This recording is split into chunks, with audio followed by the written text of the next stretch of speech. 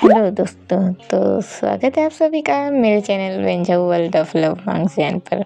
माफ़ी चाहूँगी दोस्तों, साऊ अंकल के लिए ज़्यादा इंतज़ार करवा दी ना। हाँ जानती हूँ, पर क्या करूँ यार, थोड़ा बिजी रहती हूँ, थोड़ी तबीयत सही नहीं रहती और अब क्या ही बोलूँ। पर कोई नहीं यार, आप सब फैन फिक्शन सुन लीजिए। कहानी की शुरुआत वहीं से हो रही है जहाँ ख़त्म हुई थी। अब जो सेंटा था वो हैन के ऊपर गिरा ही हुआ था। दोनों के होठ मिले हुए थे। अब वो सेंटा तो था ही वांग। अब वांग जल्दी से उठता है बिना कुछ बोले वहाँ से भाग जाता है। हैन तो अब भी वैसा ही लेटा हुआ था। हैन के होश उड़े हुए थे। अब वहाँ वेन आता है और हैन से बोलते हैं, अंकल हैन, आप ऐसे ज़मीन पर क्यों लेटे हैं? हैन होश में आता है, ज़मीन से उठता है, वेन से बोलता है, कुछ नहीं नहीं वेन सर। वेन बोलता है, अच्छा हैन अंकल, वो वाइट दाढ़ी वाले अंकल कहाँ गए? हैन परेशान हो जाता है, खुद के सिर को रफ करता है और बोलता है, वो वाइट दाढ़ी वाले अंकल जिन्होंने रेड ड्रेस पहनी थी। हैन को याद आता है, अभी अभी तो वो गया है। हैन बोलता है, वेन सर वो उस तरफ गया है। वेन वहाँ उसके पीछे जाने ही वाला था कि तभी वहाँ झाऊ आ जाता है और वेन को पकड़ कर बोलता है, लावन कहाँ जा रहे हो? वेन बोलता है, मैं ना वो वाइट दाढ़ी वाले अंकल के पास जा रहा हूँ। झाऊ बोलता है, नहीं वेन, वाइट दाढ़ी वाले अंकल को जाने दो, उनको आपके जैसे दूसरे प्यारे प्यारे बच्चों को भी गिफ्ट देना है और उनके साथ भी खेलना है। वेन मान जाता है और बोलता है, ओके झाऊ अंकल। अब ये दोनों बातें अटेंड करने अंदर चले जाते हैं। झाऊ वेन को लेकर मैडम फुमंग के पास जाता है। वेन भी मतलब हैन भी पीछे जाता है। अब हमें वांग को दिखाया जाता है जो कि बहुत ही दूर आ गया था। वांग अपने फेस से सेंटा का मास्क हटाता है, गहरी गहरी सांसें लेता है, अपने सीने पर हाथ रखता है और बोलता है, अबे क्या था बे, ये मेरी सांसें ऊपर नीचे हो गई। साला उसके होठ से होठ मिलने पर मेरे दिल इतना धक धक क्यों कर रहा है? हाँ भगवान बचा लिए मुझे, कहीं मुझे दिल की बीमारी तो नहीं हो गई। और अपने सीने को मारता हुआ बोलता है, अबे धक धक करना बंद कर। अब हम आते हैं वेन झाऊ के पास। झाऊ ने वेन को मैडम फुमोंग के पास ले आता है। जिन मैडम फुमोंग से बातें करता रहता है। मैडम फुमोंग उसको रैंक 1 पे आने की बधाई दे रही होती है और क्रिसमस भी विश करती है। वेन जिन को देखता है तो हैंडशेक करता हुआ बोलता है, अंकल आप मेरे साथ खेलेंगे? मुझे ना खेलना बहुत पसंद है। वेन ने अपना हाथ बढ़ाया था और जिन भी हाथ बढ़ाया था। तभी झाऊ वेन का हाथ खींच लेता है और बोलता है, वेन घर चलो, पहले ही बहुत लेट हो गया है। और मैडम फुमोंग से बोलता है, घर चलिए मैडम। वेन को जल्दी सोने की आदत है। जिन झाऊ का हाथ पकड़ लेता है और बोलता है, कुछ देर और रुक जाओ जिशु। झाऊ जिन को गुस्से से देखता है और फिर अपने हाथों को देखता है और फिर हाथों को छुड़वाता हुआ बोलता है, नहीं माफ़ कीजिएगा मिस्टर जिन, पर हमें जाना होगा, हैप्पी क्रिसमस बोलकर वेन को वहाँ से लेकर चला जाता है। मैडम फुमोंग तो झाऊ की इस हरकत से हैरान ही रह जाती हैं। फिर मैडम फुमोंग जिन से बोलती हैं, झाऊ की हरकतों के लिए माफ़ी मांगती हैं। फिर हैन के साथ बाहर चली जाती है।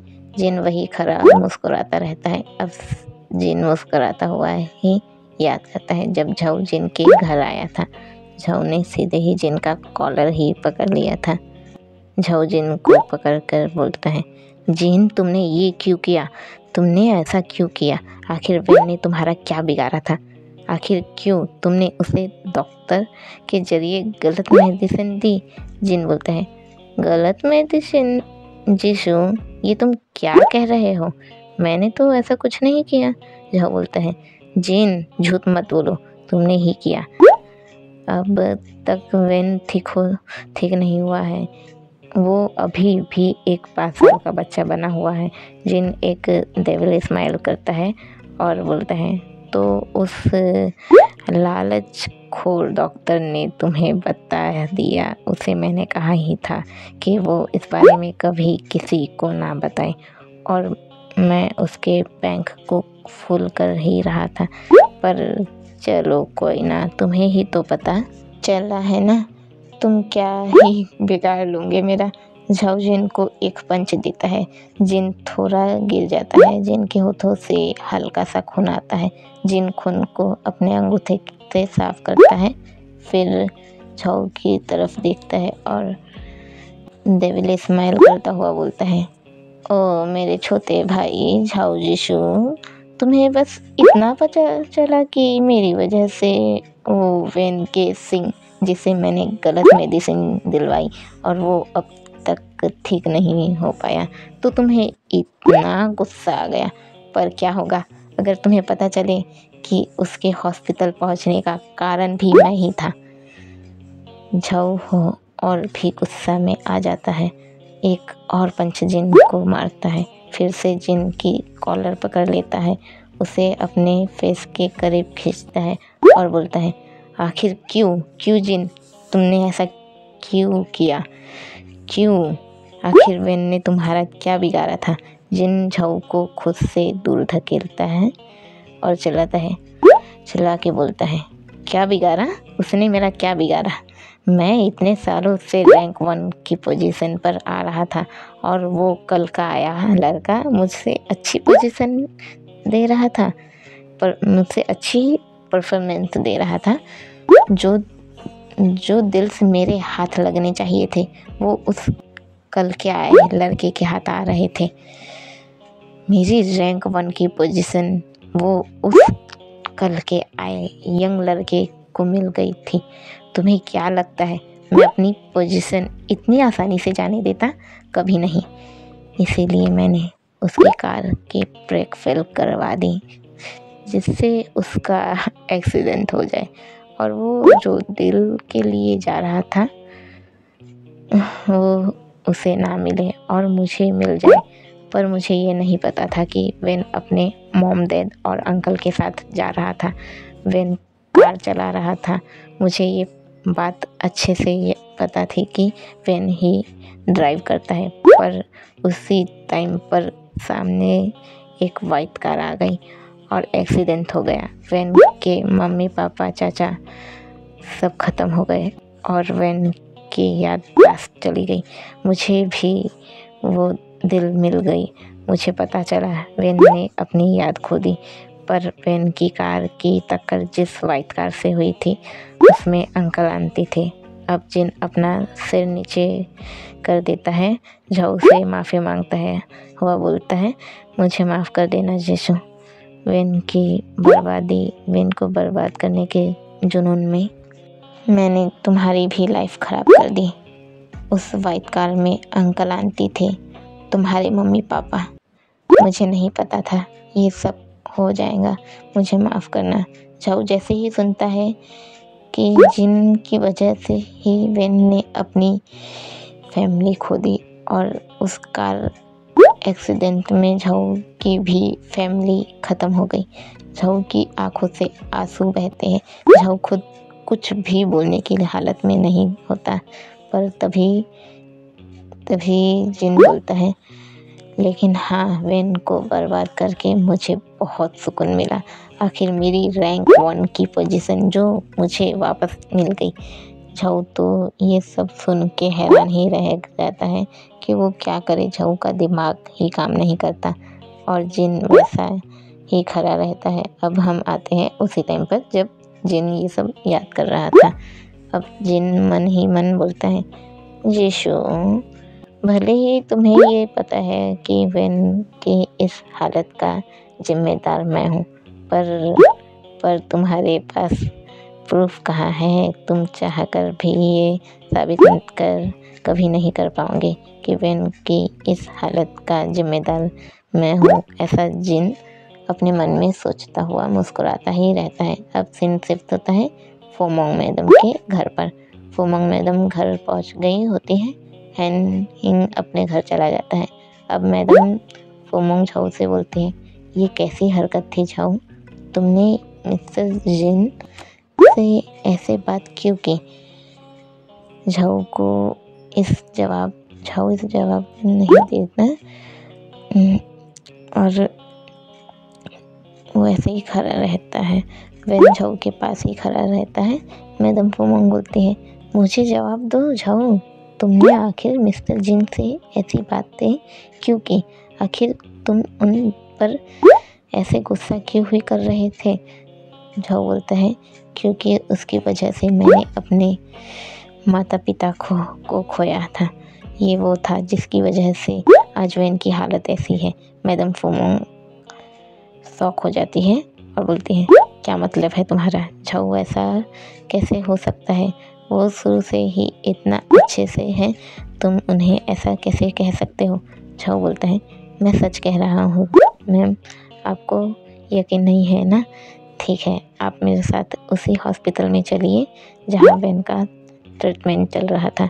मैडम फोमोंग बोलती है, ठीक है तुम कल चलना। अब मैडम फोमोंग अपने रूम में चली जाती है और झाऊ वेन को लेकर कमरे में चला जाता है और वेन को सुला देता है और जिन के बारे में सोचता है। मुझे नहीं पता था जिन, तुम रैंक 1 की पोजीशन के जुनून में इतने पागल हो जाओगे कि तुम किसी की लाइफ की भी परवाह नहीं करोगे। तुम्हारी वजह से वेन के फैमिली की डेथ हुई, तुम्हारी वजह से मैंने अपने मॉम डैड को खो दिया। मेरे मॉम डैड तुम्हारे भी तो कुछ लगते थे ना, पर तुम्हें कोई फ़र्क नहीं पड़ा इस बात से। ऐसा क्यों जिन, ऐसा क्यों। पर हाँ, कल मैं मैडम को उसी डॉक्टर से मिलवाऊंगा जिसे तुमने पैसे दिए थे और देखना मिलवा धीरे धीरे तुम्हारे खिलाफ सबूत भी ले आऊँगा। अब झाऊ सोचता हुआ सो जाता है। अब सीन शिफ्ट होता है हैन पर। हैन अपने घर पहुंच जाता है, अपने बिस्तर पर रहता है लेता हुआ और आज जो हुआ वो सब याद कर रहा होता है। हैन याद करता है सेंटा और हैन के बीच हुई किस और ये भी कि कैसे वो सेंटा अचानक वहाँ से उठ के चला गया। अब हैन अपने होठों पर फिंगर रख के सहलाता रहता है और सोचता रहता है। तभी हैन की वांग की याद आ जाती है। वांग की वो हरकतें, उस पर चिल्लाना, बिना मतलब का उसे गाली देकर बात करना, हैन ये सब याद करके मुस्कुराता रहता है। अब सीन शिफ्ट होता है मॉर्निंग में। झाऊ मैडम फोमोंग से बोलता है, मैम चलिए। फोमोंग बोलती है, ओके चलो, पर पहले हैन को आने दो, वेन की हैन देखभाल कर लेगा। झाऊ हाँ बोलता है। अब थोड़ी देर में हैन आ जाता है। फोमोंग हैन से वेन का ख्याल रखने को बोलती है क्योंकि वेन सो रहा होता है। अब फोमोंग झाऊ को लेकर उसी हॉस्पिटल लेकर जाती है जहाँ वेन का ट्रीटमेंट हुआ था। झाऊ और फोमोंग वहाँ पहुँच जाते हैं। सिर्फ झाऊ मैडम फोमोंग को बोलता है, मुझे उस डॉक्टर से मिलना है जिसने वेन का ट्रीटमेंट किया था। और मैडम फोमोंग हॉस्पिटल के रिसेप्शन में जाती है। वहाँ एक नर्स रहती है। मैडम फोमोंग उस नर्स के पास जाकर बोलती है कि उसे उसी डॉक्टर से मिलना है। तो वो नर्स बोलती है, वो डॉक्टर तो पिछले कुछ दिनों से हॉस्पिटल नहीं आ रहे हैं। मैडम फोमोंग बोलती हैं, क्या आपने कुछ पता किया। वो नर्स बोलती है, वो अक्सर बाहर जाते रहते हैं, तो हो सकता है वो डॉक्टर बाहर गए हों, जल्द वापस आ जाएंगे। झाऊ ये सब सुन रहा था। अब झाऊ तुरंत सामने आता है और नर्स से उस डॉक्टर का एड्रेस मांगता है। तो नर्स देने से मना करती है। झाऊ बोलता है वो उनसे मिलना चाहता है और बहुत ज़रूरी काम है। नर्स एड्रेस दे देती है। अब झाऊ नर्स से थैंक यू बोलता है और मैडम फुमांग को लेकर डॉक्टर के घर जाता है। जैसे ही झाऊ और मैडम फुमांग डॉक्टर के घर पहुंचते हैं, देखते हैं घर पर लॉक लगा है। मैडम फुमांग बोलती है, झाऊ यहाँ तो लॉक है। झाऊ बोलता है, हो सकता है नर्स जो बोल रही थी वो सच हो और डॉक्टर बाहर घूमने गए हों, हमें उनके आने का इंतज़ार करना चाहिए। मैडम फुमांग हाँ बोलती हैं, फिर बोलती हैं, मैं हॉस्पिटल में कॉल करके बोल देती हूँ, जब डॉक्टर आए तो हमें कॉल कर दे। अब झाऊ और मैडम फुमांग घर के लिए निकल जाते हैं। अब झाऊ और मैडम फुमांग जाते ही रहते हैं, तभी उनको कार से कोई टकरा जाता है। अभी झाऊ कार चला रहा था, झाऊ तुरंत ही कार रोकता है। मैडम फुमांग घबरा जाती है। झाऊ कार से बाहर निकलता है, जो टकराया था उसे देखता है तो वो जो टकराया था वो बोलता है, अबे यार बहुत जोर से लगा गई क्या भाई, बिना देखे चलाता है क्या तू। झाऊ को आवाज़ जानी पहचानी लगती है। झाऊ देखता है तो वो कौन है, तो वो वांग रहता है। झाऊ वांग को देख के बोलता है, मैं तो देख कर ही चला रहा था, पर मुझे लगता है तुम बिना देखे रोड क्रॉस कर रहे थे। वो देखो ग्रीन लाइट चालू है, मतलब तुम रोड क्रॉस नहीं कर सकते थे, पर तुमने किया तो गलती तुम्हारी। वांग बोलते हैं, अच्छा तो गलती मेरी, ठीक है, कम से कम भाई तू मुझे हॉस्पिटल तो ले जा सकता है। झाऊ बोलता है, हाँ ले जा सकता हूँ। अब झाऊ मैडम फुमांग से बोलकर वांग को कार में पीछे बिठा देता है और उसे हॉस्पिटल ले जाता है। मैडम फुमांग झाऊ की तारीफ करती है। इस बात के लिए झाऊ वांग को हॉस्पिटल छोड़ देता है और फिर मैडम फुमांग और झाऊ घर पहुंच जाते हैं। अब सीन शिफ्ट होता है एक अलग जगह पर। हमें उसी डॉक्टर को दिखाया जाता है जो वैन का ट्रीटमेंट किया था। वो डॉक्टर एक अंधेरे कमरे में खड़ा था और बिल्कुल ही रोने जैसा हो गया था और बोला जा रहा था, प्लीज़ मुझे माफ़ कर दीजिए, प्लीज़ मुझे जाने दीजिए। वो डॉक्टर किसी पर्सन से लगभग भीख ही मांग रहा था कि वो उसे छोड़ दे। अब वो पर्सन उस डॉक्टर के बहुत करीब आ जाता है, प्यारी सी स्माइल देता है, उस डॉक्टर के होठों के नीचे के एरिया को, चिन को पकड़ता है, अपने करीब उसके फेस को ले आता है और बोलता है, डॉक्टर घबराओ मत, मैं कुछ नहीं कर रहा। अब वो क्या है ना कि तुमने ना झाऊ को मेरे बारे में सब बता दिया कि वो मैं ही था जिसकी वजह से वैन अब तक बच्चा है, तो मतलब वो तुम्हारी वजह से तुम्हारे जरिए मेरे खिलाफ सबूत भी ले आएगा और मैं ये नहीं होने दे सकता ना। अब हमें उस पर्सन के फेस को दिखाया जाता है, वो जिन था। जिन मुस्कुरा के बोलता है, सॉरी डॉक्टर, पर अब मुझे तुम्हें सुलाना होगा। अब ये जिन्ना डॉक्टर को सुलाने वाला है, तो लोरी उसको सिखा दिया जाए जाके